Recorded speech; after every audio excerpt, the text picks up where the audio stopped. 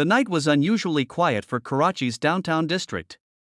Most offices had gone dark, but the towering glass building of Alvaron Enterprises still shimmered like a stubborn reminder that success never slept.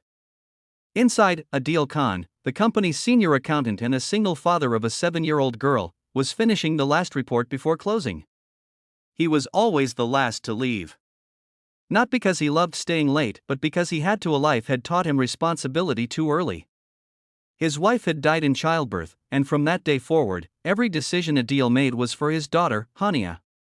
His world began and ended with her smile. As he packed up his files, the faint sound of glass shattering echoed from the upper floor, the CEO's penthouse office. He froze. It was past midnight.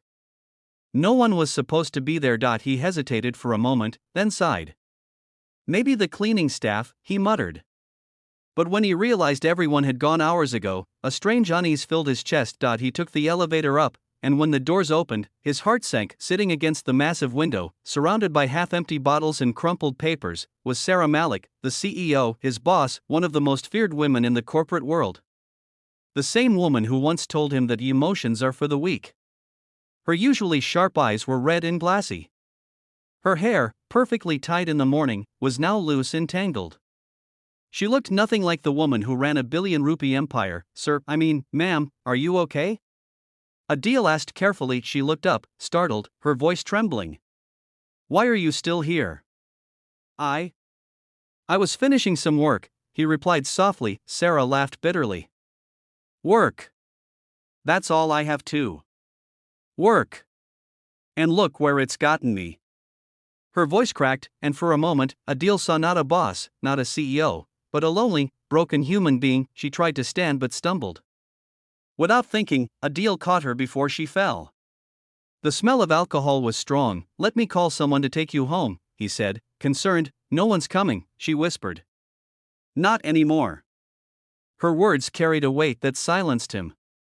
There was something in her tone, pain, deep and raw. So he did what any decent man would do. He took off his jacket, draped it around her shoulders, and gently guided her out of the building. The rain outside had started to fall, cold and heavy. She leaned against him, mumbling things about betrayal, failure, and loneliness. When they reached her car, she refused to get in. I can't drive, she murmured. I'll take you home, he said. Do you even know where I live? He smiled faintly. You sign my salary slips, ma'am. I know your address. She chuckled weakly, then dozed off before he even started the car. By the time they reached her luxurious apartment, Adil was drenched, his shirt sticking to his skin. He helped her inside, settled her on the couch, and found a blanket. He looked around. The place was grand but empty. No family photos. No signs of warmth. Just perfection and silence. He left a note on her coffee table before leaving. You were not alone tonight. Please rest. Adil. When he finally reached his small flat at 2 a.m., Hania was asleep on the couch, clutching her schoolbook. He knelt beside her and brushed her hair aside. Someday, sweetheart, he whispered, we'll have a better life. The next morning, Alvaron Enterprises buzzed with whispers. The CEO had arrived early, looking different. Calm. Thoughtful. Some even said she smiled when Adil entered the office. His colleagues gave him knowing looks. The HR head whispered, I heard you were seen with Miss Malik last night. He froze. What? No, before he could explain, her assistant appeared. Mr. Adil, the CEO wants to see you. Now. His heart pounded. Was she going to fire him? He walked into her office, bracing for the worst. She was standing by the window, sunlight bathing her in gold. When she turned to him, her eyes met his, no longer cold, but soft. I owe you an apology, she said quietly. He blinked. Ma'am? For last night. For everything. You could have left me there, but you didn't.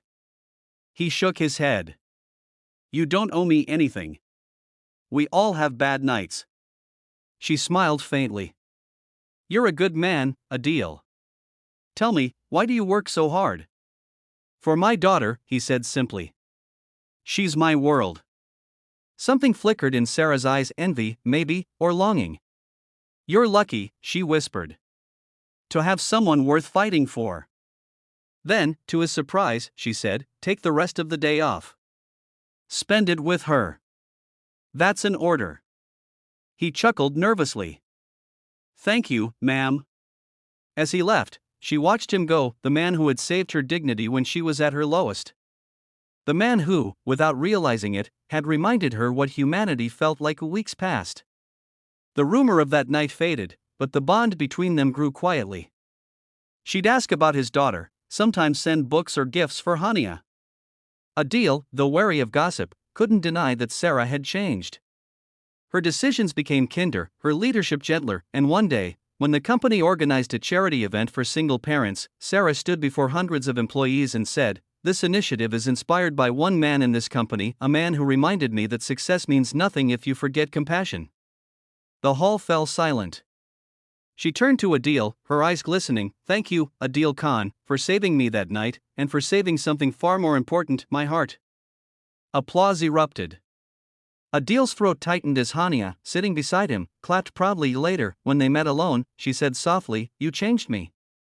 I don't know what that night meant to you, but to me, it was the beginning of something real." He looked at her, smiling.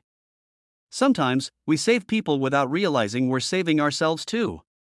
And that night, standing on the office balcony under the same city lights where it all began, they both realized kindness costs nothing, yet it can rewrite lives.